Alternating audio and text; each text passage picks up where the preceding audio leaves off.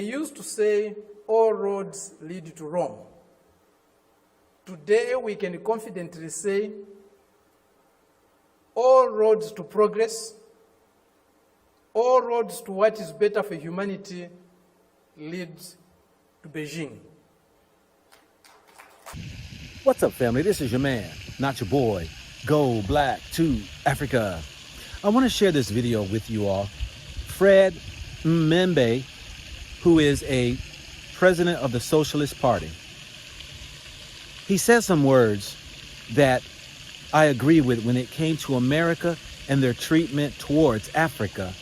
And now he is comfortable and wanting to create alliance with Asia. Check this video out and I'll be back. At the end of this month, there will be a conference in Lusaka, or a summit in Lusaka, Zambia, my country, led by the United States. They have come to Southern Africa to teach us democracy. A country that was opposed to our liberation, a country that supported colonial regimes, the apartheid regime in South Africa, the white racist minority regime in Zimbabwe, now Rhodesia, now Zimbabwe, the Portuguese colonial governments in Mozambique, in Angola, in Guinea-Bissau, and Cape Verde, today is coming to Africa to teach us about democracy.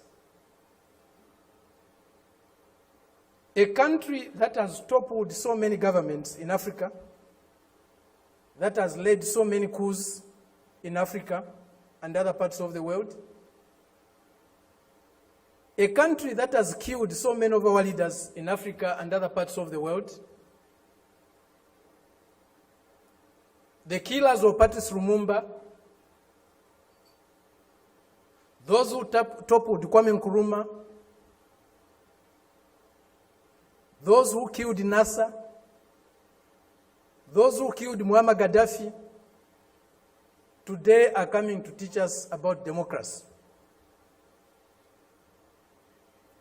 A country that has been built on brutal force, on enslavement of other human beings, on the humiliation of Africans, the exploitation of Africans, the plunder of Africa, today is coming to teach us about democracy. That's the arrogance, the imperialist arrogance, the racist arrogance that we are subjected to. We cannot have democracy where there is hegemony of the strongest, mightiest imperialist power. We cannot have democracy where a country's resources, a country's decisions are dictated to by another country. A country that is dominated by another country cannot be democratic. A country that lacks sovereignty cannot be democratic. A people that cannot decide for themselves cannot be democratic. A colony, a neo-colony cannot be democratic. That's why today, even at the United Nations, membership is on the basis of sovereignty. Only sovereign nations can be members of the United Nations, because only sovereign nations can decide for themselves. A colony cannot be a member of the United Nations. It's not by accident. It's not a mistake. If you have no respect for the dignity of others, if you have no respect for the sovereignty of other countries, you cannot claim to be a champion of democracy. They used to say, all roads lead to Rome. Today, we can confidently say all roads to progress, all roads to what is better for humanity lead to Beijing.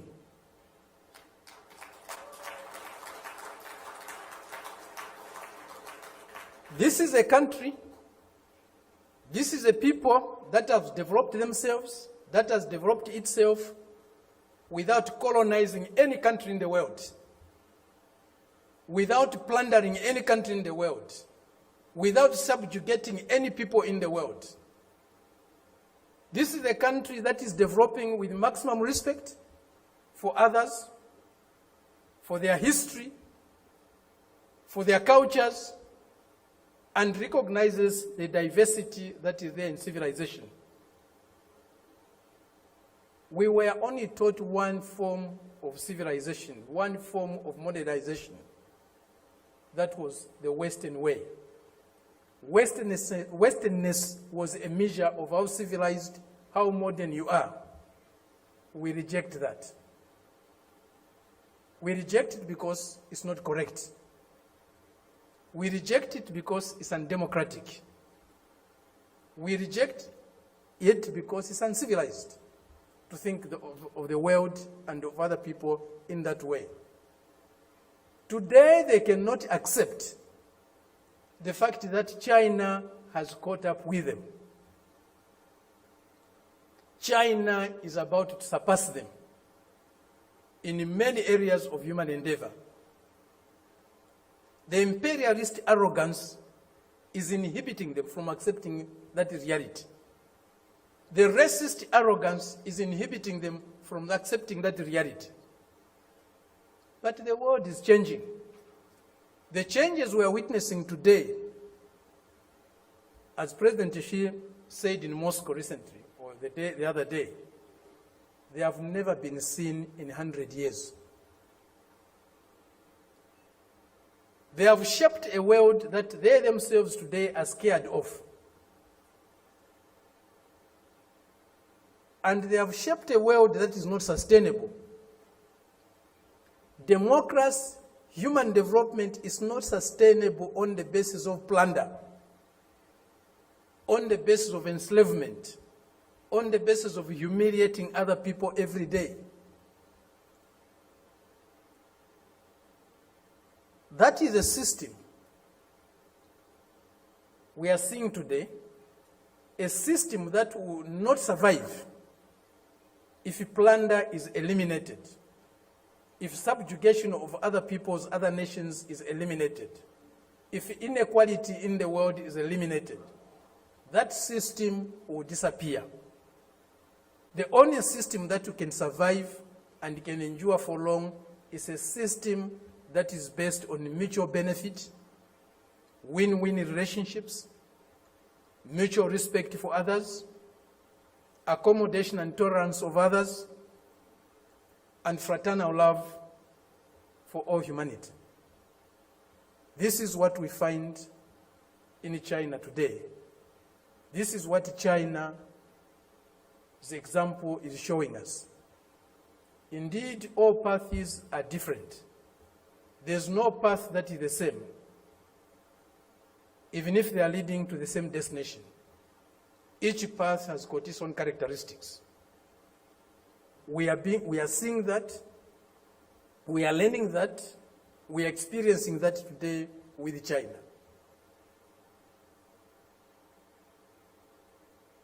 There are many things that need to be done to get the world that we want.